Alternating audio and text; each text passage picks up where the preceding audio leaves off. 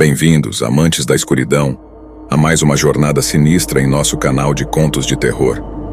Preparem-se para mergulhar nas profundezas do desconhecido, onde sombras ganham vida e segredos ocultos emergem da escuridão. Hoje, temos uma história que irá arrepiar a espinha e deixar a sua mente inquieta. Mas antes de nos aprofundarmos nessa narrativa sombria, não se esqueça de se inscrever, ativar o sininho para receber notificações e deixar seu like, pois o terror aguarda por você. Prepare-se para ser transportado para um mundo onde a linha entre realidade e pesadelo se desfaz. Sem mais delongas, mergulhemos de cabeça em mais um conto que desafiará os limites da sua coragem. Luzes apagadas, fones de ouvido ajustados e que a escuridão nos guie nesta jornada sombria. Começamos agora.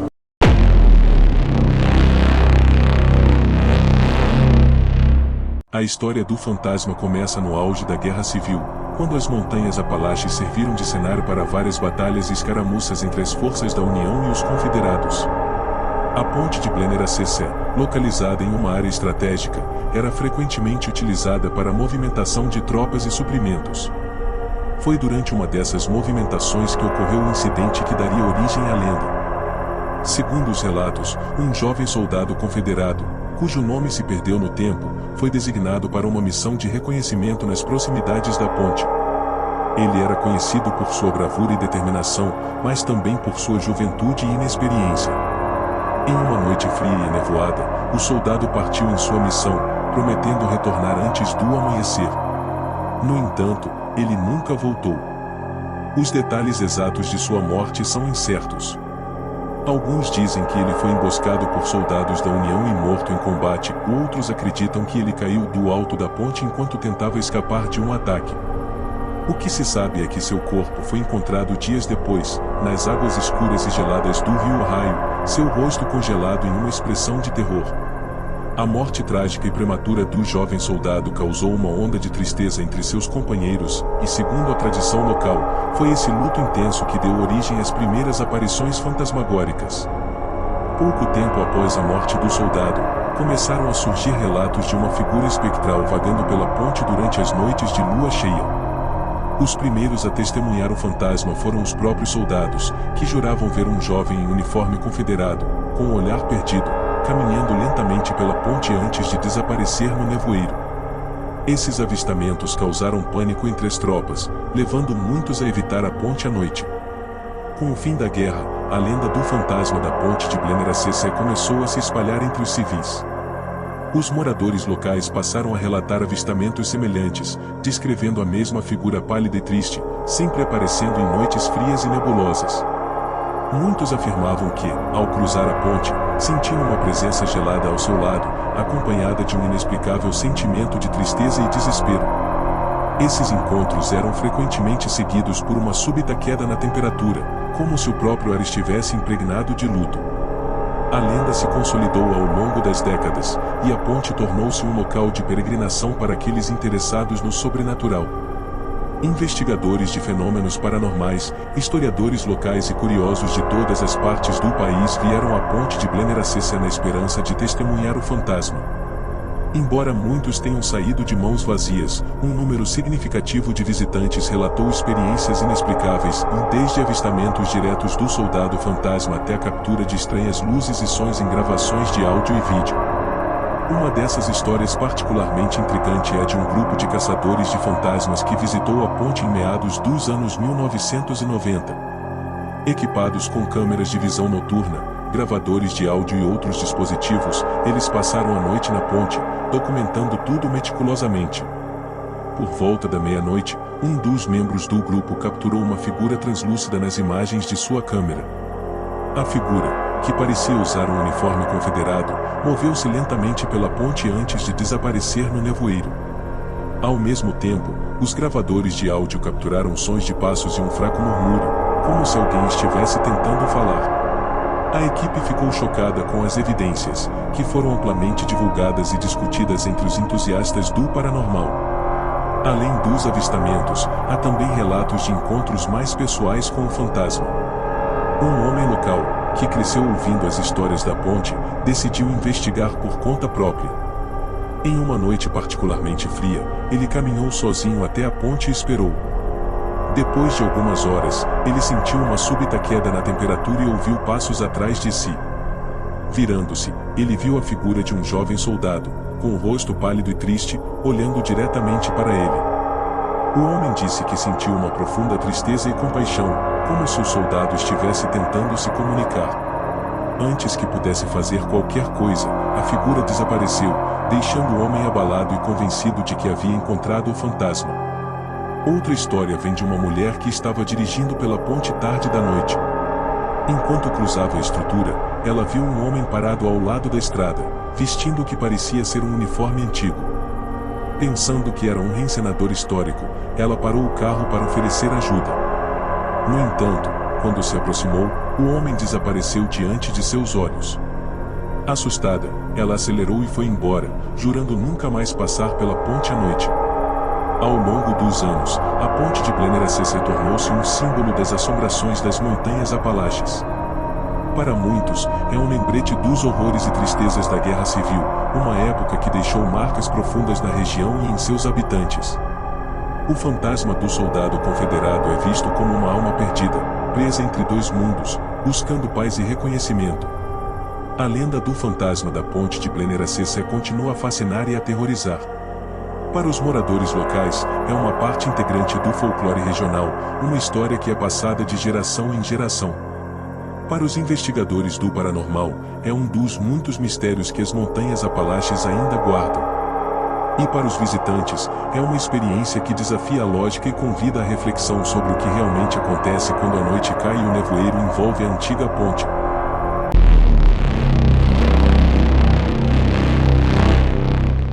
A história da desaparição de Dennis Martin é uma das mais misteriosas e angustiantes ocorrências nas montanhas Apalaches, que continua a intrigar e assustar todos aqueles que se deparam com os detalhes deste caso inexplicável.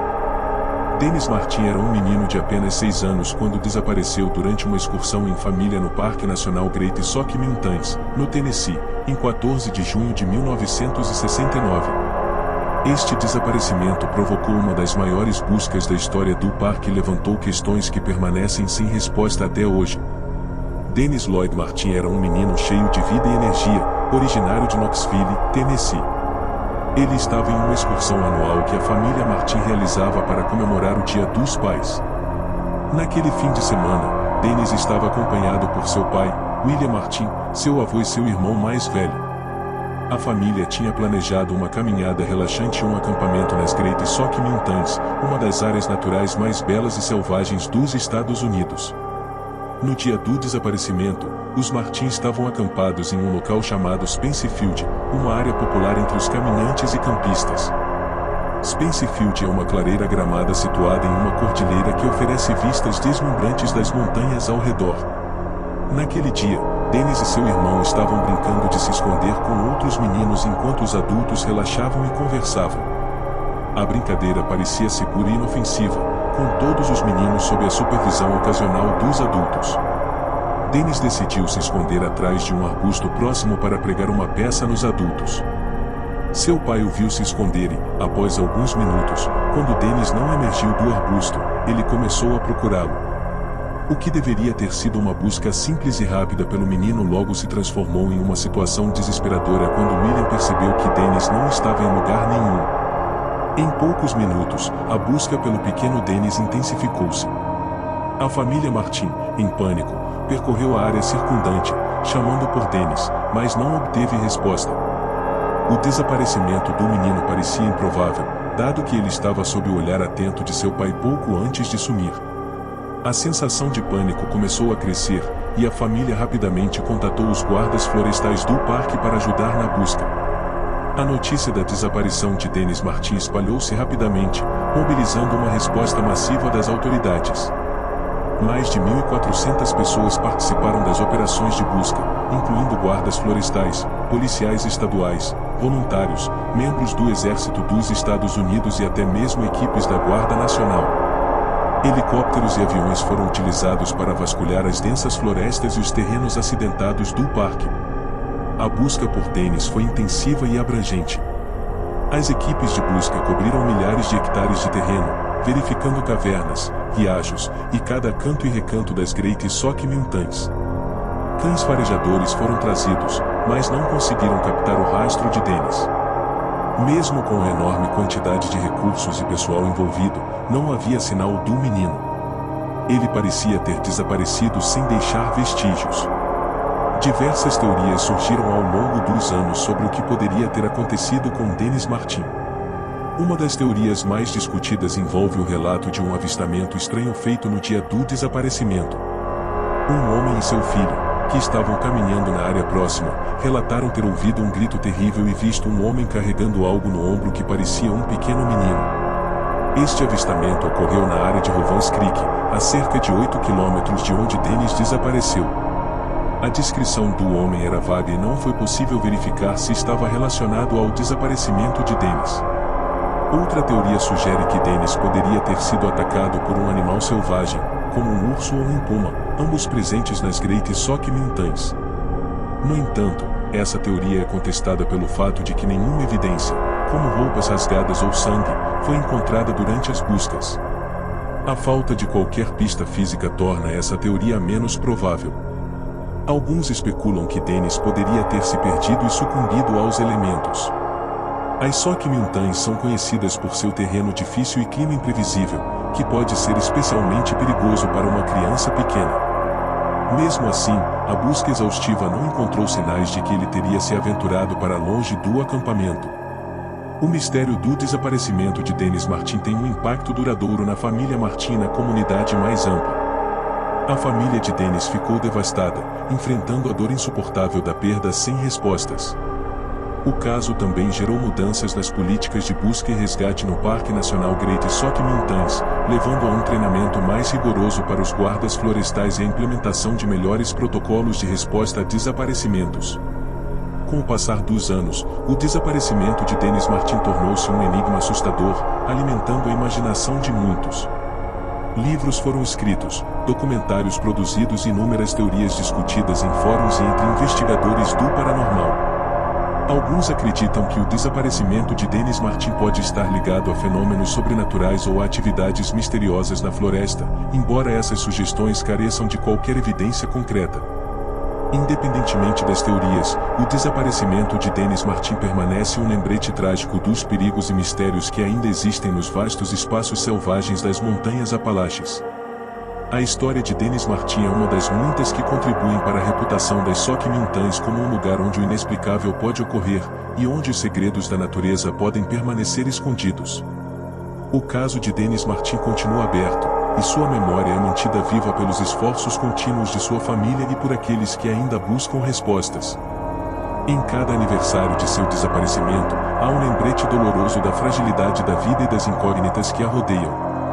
O nome de Dennis Martin ecoa como um grito perdido nas vastas florestas das Sock Mountains, um enigma que continua a desafiar a compreensão e a razão, deixando uma marca indelével na história e na memória coletiva daqueles que conhecem sua história.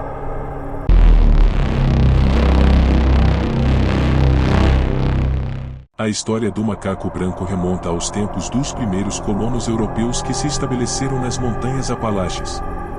Os nativos americanos que habitavam a região antes da chegada dos colonos tinham suas próprias histórias e lendas sobre criaturas místicas e espíritos que habitavam as florestas densas e misteriosas. Entre essas histórias, havia menções de uma criatura branca, ágil e inteligente, que era tanto temida quanto respeitada. Os colonos europeus, ao ouvirem essas histórias, inicialmente as trataram como superstições, mas com o tempo, começaram a relatar seus próprios encontros estranhos e inexplicáveis. As descrições da criatura eram consistentes, um grande macaco branco, com olhos brilhantes e uma inteligência que parecia quase humana. A criatura era vista principalmente ao entardecer ou à noite, movendo-se silenciosamente entre as árvores ou observando de longe os assentamentos humanos. Uma das primeiras histórias documentadas sobre o macaco branco envolve um lenhador chamado Thomas Villard, que vivia em uma pequena cabana nas montanhas. Em uma noite fria de inverno, enquanto cortava lenha para sua lareira, Thomas ouviu um barulho incomum vindo da floresta. Ao investigar, ele avistou uma figura branca movendo-se entre as árvores. A princípio, pensou que fosse um lobo albino ou um grande cão, mas à medida que se aproximava, percebeu que a criatura tinha uma forma mais parecida com a de um macaco, com longos membros e uma postura ereta. Thomas, conhecido por sua coragem, decidiu seguir a criatura. Ele a viu se mover com uma agilidade impressionante, pulando de árvore em árvore com uma graça assustadora. A criatura parecia estar ciente de sua presença, mas não mostrava sinais de agressão. Em vez disso, ela o observava com olhos brilhantes e penetrantes, que pareciam refletir uma inteligência quase humana. Depois de alguns minutos de perseguição, a criatura desapareceu na escuridão, deixando Thomas perplexo e um tanto abalado. Relatos como o de Thomas se tornaram cada vez mais comuns, com caçadores, lenhadores e até mesmo famílias inteiras afirmando ter visto o macaco branco. Algumas histórias falavam de encontros pacíficos, onde a criatura simplesmente observava à distância. Outras, no entanto, eram mais sinistras, envolvendo ataques a animais de fazenda ou aparições repentinas e assustadoras que deixavam as pessoas em estado de choque. Uma das histórias mais famosas e aterrorizantes envolve uma família que vivia em uma fazenda isolada nas montanhas. Os Miller eram uma família grande, com 7 filhos, que cultivavam a terra e criavam animais. Em uma noite de verão, enquanto os Miller dormiam, foram acordados por sons estranhos vindos do curral. O pai, John Miller, pegou sua espingarda e saiu para investigar, acompanhado por seus filhos mais velhos.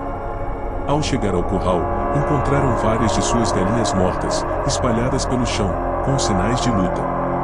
No meio do curral, iluminado pela luz da lua, estava o macaco branco. A criatura estava agachada, examinando uma das galinhas mortas. Quando John e seus filhos se aproximaram, a criatura levantou-se, revelando sua altura imponente e uma expressão que mesclava curiosidade e alerta. John, temendo pela segurança de sua família, disparou sua espingarda no ar para assustar a criatura. O macaco branco soltou um grito agudo e desapareceu na floresta em um piscar de olhos. A família Miller ficou em estado de alerta pelo resto da noite, mas a criatura não voltou. Nos dias seguintes, os filhos de John relataram sentir-se observados quando iam ao bosque buscar lenha ou água, e os animais da fazenda mostravam sinais de nervosismo e estresse. A presença do macaco branco começou a ser vista como um presságio de má sorte ou desastre iminente. Em várias ocasiões, avistamentos da criatura foram seguidos por eventos trágicos, como acidentes de caça, colheitas fracassadas ou tempestades devastadoras.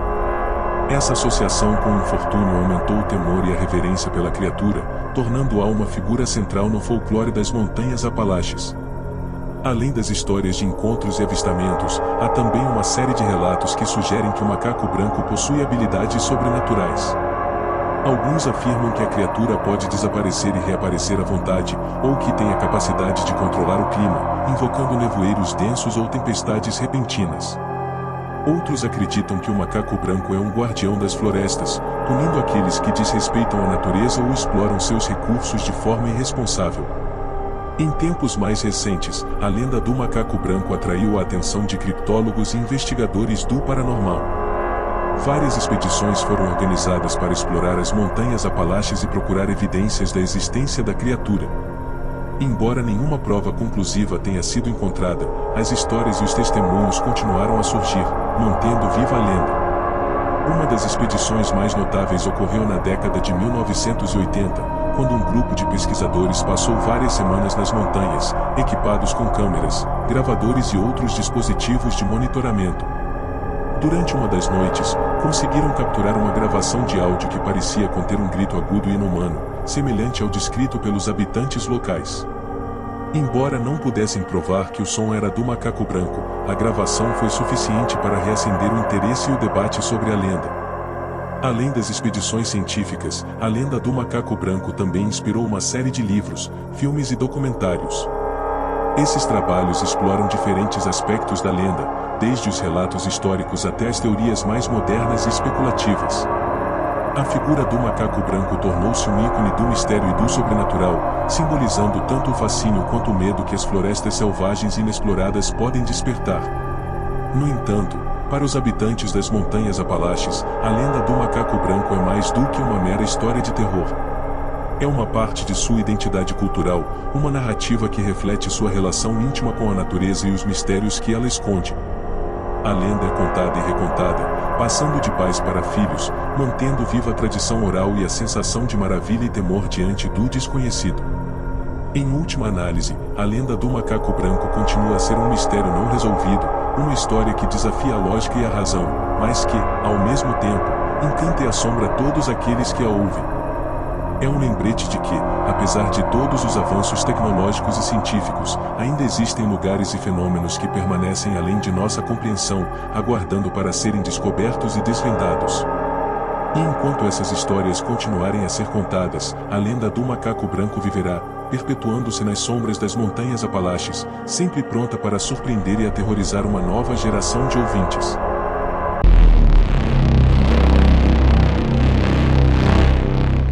A história da mulher do vestido branco tem várias origens possíveis, mas uma das mais comuns e amplamente aceitas é que ela é o espírito de uma mulher que sofreu uma morte trágica e violenta. Em muitas versões da lenda, ela é uma noiva que foi traída por seu amado ou morreu em um acidente logo após o casamento. Em outros relatos, ela pode ser uma mãe que perdeu seu filho de maneira traumática ou uma jovem que foi assassinada de forma brutal. Independentemente das circunstâncias exatas de sua morte, o espírito da mulher do vestido branco é sempre movido por um profundo sentimento de tristeza, raiva e desejo de vingança. Uma das versões mais populares da lenda ocorre nas regiões rurais dos Estados Unidos, especialmente no sul, onde muitas estradas desertas e antigas mansões carregam um ar de mistério. A história frequentemente se passa em uma estrada secundária, onde um motorista solitário encontra uma mulher de aparência etérea, vestida com um vestido branco imaculado, parada ao lado da estrada, geralmente à noite ou durante uma tempestade. Nesta versão, um jovem casal, dirigindo tarde da noite em uma estrada rural, avista uma figura pálida à beira da estrada. Movidos pela compaixão e pela curiosidade, eles param o carro e oferecem uma carona à mulher. Ela entra silenciosamente no banco de trás e dá aos jovens um endereço próximo. Durante a curta viagem, a mulher permanece em silêncio, olhando fixamente pela janela, com uma expressão de tristeza profunda. Quando o carro chega ao destino, uma antiga mansão em ruínas, a mulher desaparece misteriosamente, deixando apenas um cheiro fraco de flores e um profundo sentimento de inquietação nos ocupantes do carro. Intrigados e assustados, o casal vai até a porta da mansão e é recebido por um velho senhor que, ao ouvir a descrição da mulher, revela que ela era sua filha, morta tragicamente há muitos anos em um acidente de carro naquela mesma estrada. Desde então, seu espírito inquieto aparece ocasionalmente, repetindo os últimos momentos de sua vida. Outra versão da lenda ocorre em ambientes urbanos e está ligada a pontes ou áreas próximas a rios. Em uma dessas histórias, a mulher do vestido branco é o espírito de uma jovem que se afogou ou foi assassinada perto de uma ponte. Motoristas que atravessam a ponte à noite relatam ver uma figura pálida vestida de branco no meio da estrada. Quando se aproximam, a figura desaparece abruptamente ou, em alguns casos, ela aparece de repente no banco traseiro do carro, levando os motoristas a perderem o controle do veículo em pânico. Essas histórias não são exclusivas dos Estados Unidos. Na América Latina, a lenda da mulher de branco está profundamente enraizada na cultura popular e é conhecida como La Llorona, que significa a Chorona. A história de La Llorona varia, mas geralmente envolve uma mulher que, em um momento de desespero, afogou seus filhos e depois se matou. Seu espírito condenado é dito vagar pelas margens dos rios, chorando e lamentando a perda de seus filhos. Em muitas culturas hispânicas, as mães advertem seus filhos para não ficarem fora de casa após o anoitecer, temendo que La Llorona possa levá-los. Na Europa, a lenda da mulher de branco aparece em vários países, muitas vezes associada a castelos antigos ou florestas sombrias. Na Alemanha, por exemplo, a Alweissfrau, ou mulher branca, é uma figura espectral que aparece em castelos e fortalezas, muitas vezes antes de uma morte iminente na família nobre. Na Irlanda, a Banshee é uma figura semelhante, cujos lamentos prevêem a morte de alguém na família. Apesar das variações regionais, há elementos comuns que ligam todas essas histórias, da figura espectral de uma mulher em um vestido branco, a tragédia pessoal que a levou à morte e sua busca incessante por justiça ou paz. Essas histórias refletem temas universais de amor, perda, arrependimento e a crença de que as almas perturbadas continuam a vagar entre os vivos. Além das lendas tradicionais, a mulher do vestido branco também inspirou numerosas representações na mídia popular, incluindo filmes, programas de televisão e literatura.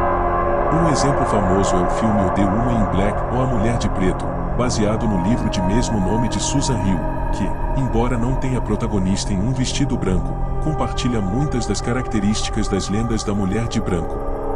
O filme e o livro narram a história de um advogado que encontra o espírito vingativo de uma mulher vestida de preto enquanto resolve os negócios de um cliente falecido em uma vila isolada.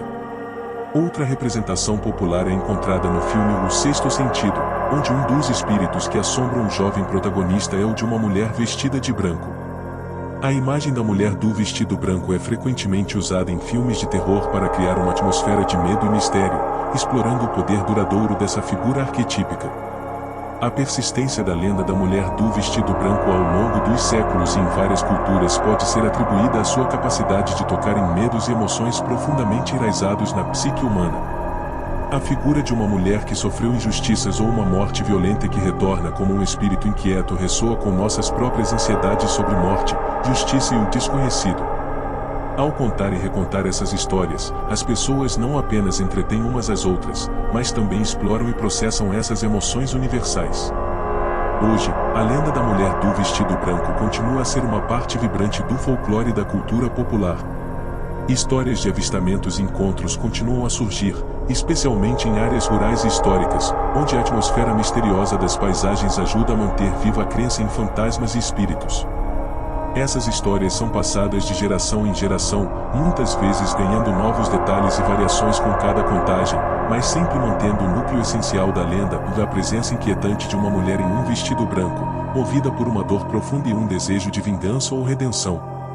A mulher do vestido branco é mais do que apenas uma história de fantasma. Ela é um símbolo da dor e do sofrimento humanos, da injustiça e da busca por paz. E enquanto houver pessoas para contar suas histórias, ela continuará a assombrar a imaginação coletiva, lembrando-nos de que, às vezes, o passado não está tão distante quanto gostaríamos de acreditar, e que os ecos da tragédia podem perdurar, mesmo além da morte.